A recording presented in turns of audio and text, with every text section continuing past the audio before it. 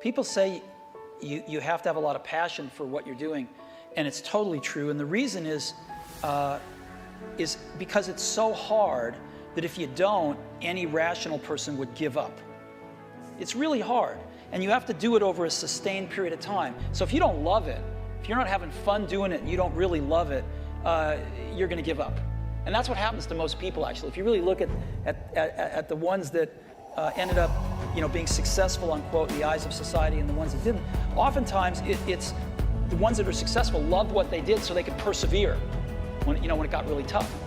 And the ones that didn't love it quit because they're sane, right? Who would want to put up with this stuff if you don't love it?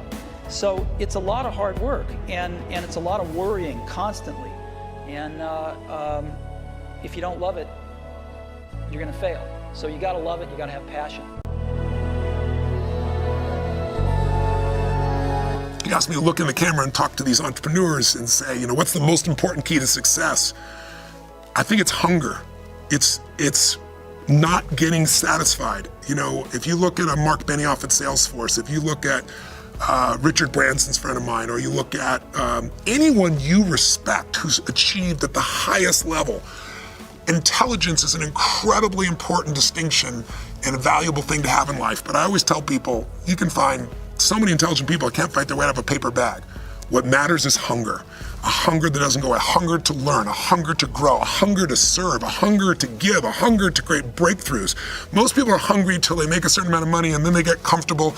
And there's nothing wrong with that, but it's not about the money. It's not about the business. It's about your growth. Because every one of us either grows or dies. People ask me all the time, what does it take to be happy? I say one word, progress.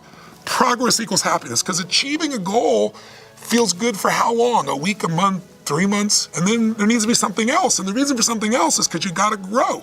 And I think if you can decide that success is life on your terms, but it's also a meaningful life where you found something you care about more than yourself that you want to serve, whether it's your family or a community or a mission or your company, then you're blessed.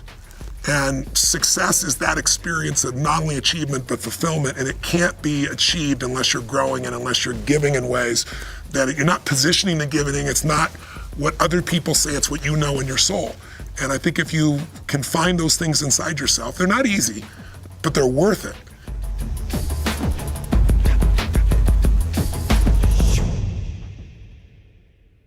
When we see a kid with a lemonade stand, it's different than when we see a vending machine selling lemonade, even if it's exactly the same product, because the story around it is what people are paying for. So when I meet small business people, all I ask them is not what's their balance sheet, but what's their story. Why should I pick you? Why do I care about what you're doing? And if you start giving me all this inside baseball statistics about why you're 2% better than some other competitor, I'm already glazed over. A company is simply a group of people, as a leader of people, you have to be a great listener, and you have to be a great motivator, you have to be very good at praising and looking for the best in people. People are no different from flowers. If you water flowers, they flourish. If you praise people, they flourish, and that's a critical attribute of a leader.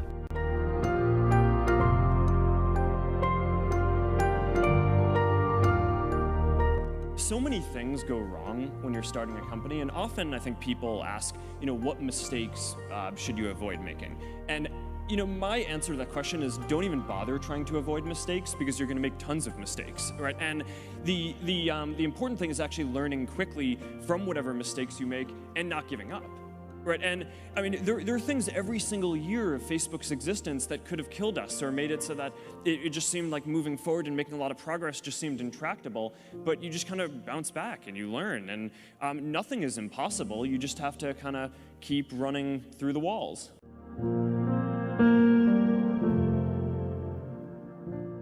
We're born with an essence, but what we do with that essence, the development side, is really our choice. And being an entrepreneur is something that some people, it's instinctive in them that they want to run the show. They want to make it happen. They have a passion and they want to bring it to the world. And I think that's what starts a business person. The only problem is, becoming an effective entrepreneur is different than being an entrepreneur.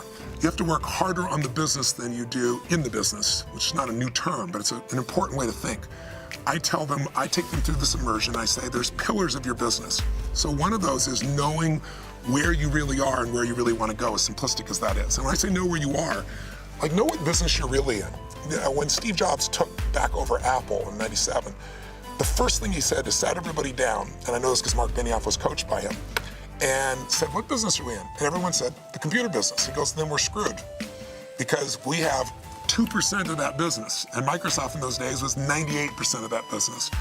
And he said, we got to connect to something larger. What makes us different? And they started coming up with language like, we connect people to their passions and we deliver it in the coolest way, in a way that always works. When they started connecting their passions, they said, what are people's passions? They went music, changed the entire company. And it was pictures, and then it was communications, which led to phone. And today, you know, it's not Apple computers, it's Apple. They changed the name even. And, you know, more than half of Apple's business, they're a phone company today. They never would have done that unless they were able to change from we're a computer company to what business are we really in.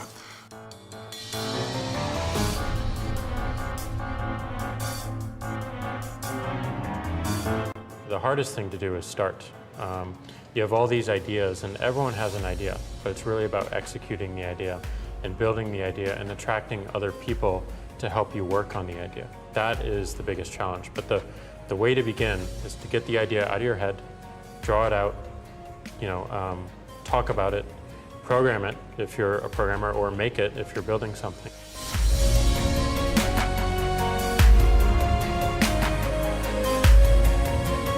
Steve gave a speech once, which is one of my favorites, where he talked about, in a certain sense, we build the products that we want to use ourselves. So he's really pursued that with incredible taste and elegance that has had a huge impact on the industry.